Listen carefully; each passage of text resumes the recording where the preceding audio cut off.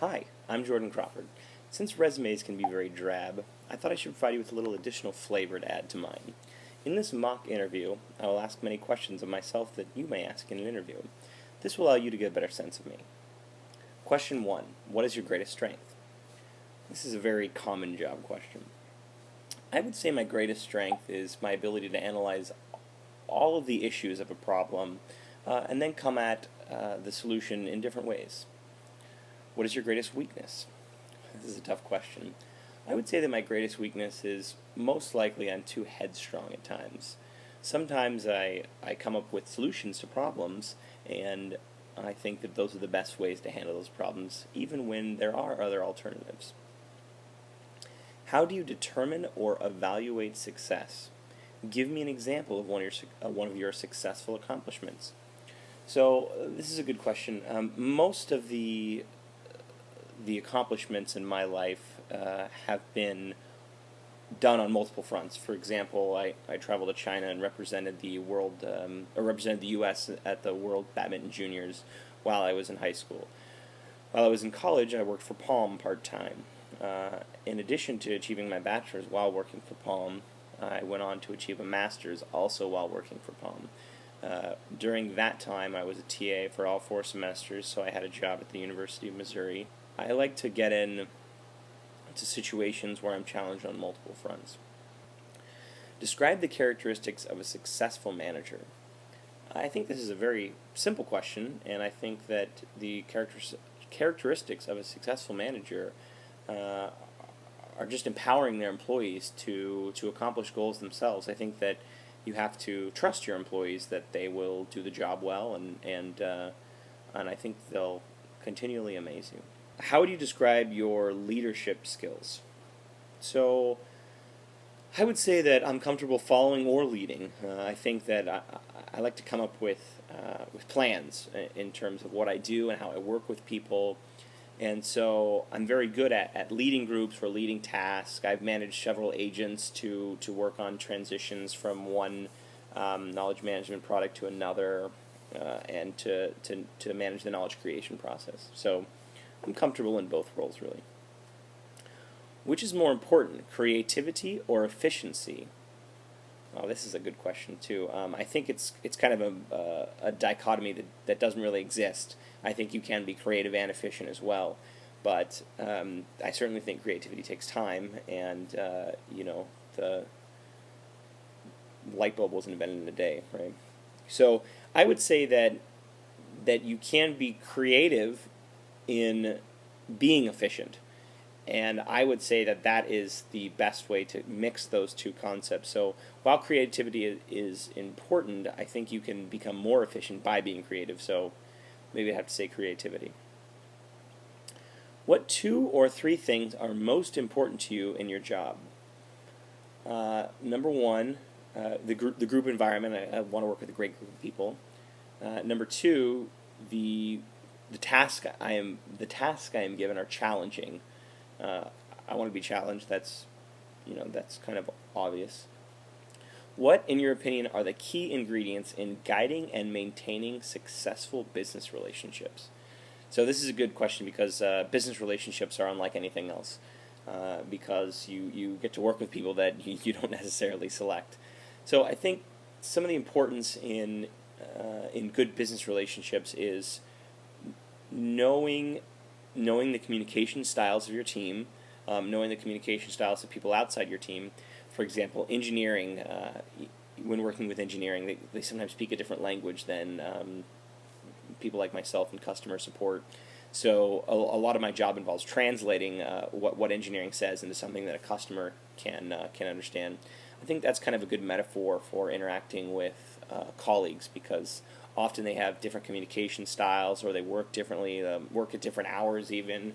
And so I think a lot of it is to just be flexible and recognize that style and accept it for what it is, and not attempt to change it or to force someone to do something that they're not comfortable doing. Describe the most significant or creative presentation that you've had to complete. So I would say that I traveled to the Philippines and India to to interview hundreds of agents to determine how my knowledge is being received. And in that process, I was able to gather a wealth of information that I wouldn't have been able to remotely. It's something that I had to go there and do, and I developed a survey so I could come back with very specific data about these differences, not just kind of my general impressions.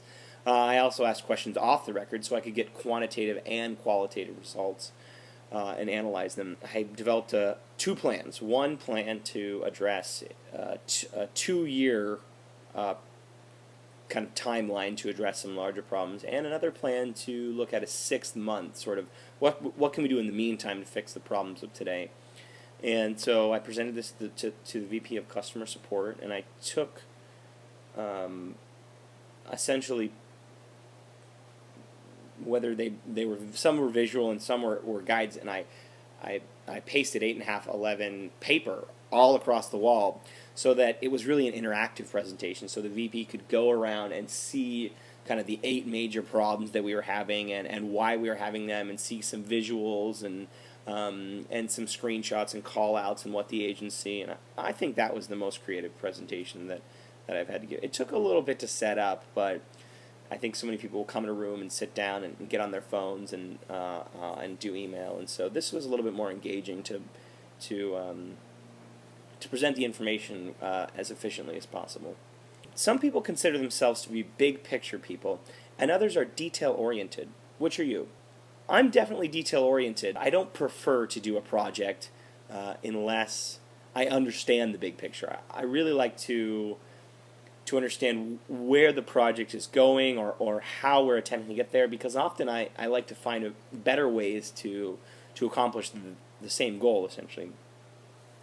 So I would say that overall I'm really detail oriented. I don't like things to go without periods, and so I really look at that stuff, and every time I send something out I realize it has my name on it, it has my name attached to it, and not in the vain sort of sense, but that's important to me in terms of ethics and other things, and how you represent yourself to other people. On occasion, we are confronted by dishonesty in the workplace or in school.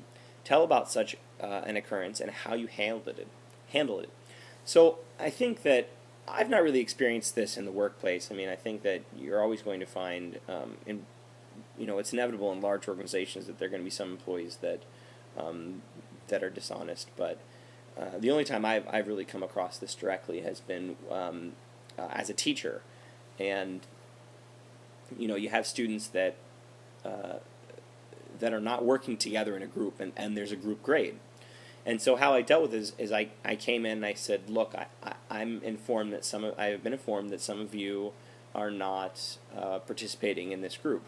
And so what I did to kind of resolve that problem is I said, I can do 2 things. I can, there was 9 people in the group. I can say to the 5 people that did work, you will be graded as if you did work in terms of 9 people, and the other people will fail this part of the presentation, right? So I sent out I communicated that in person, and I sent up a follow-up email to the 9 students, and then I sent another email to the students who were working well and asked them to communicate back to me if their colleagues had participated in the project. And so I got the message across, and they all ended up working together. I thought this might help you in getting a better grasp of who I am and how I handle some of these questions, or how I would handle them in an interview. I've only written the questions out. I did not script my answers, and I didn't even take time to kind of pre-think out my answers to these questions. I just thought they were good questions. So I appreciate the time you've taken to look over my interview and to read my resume and read my cover letter and all those things. Thank you for watching, and have a nice day.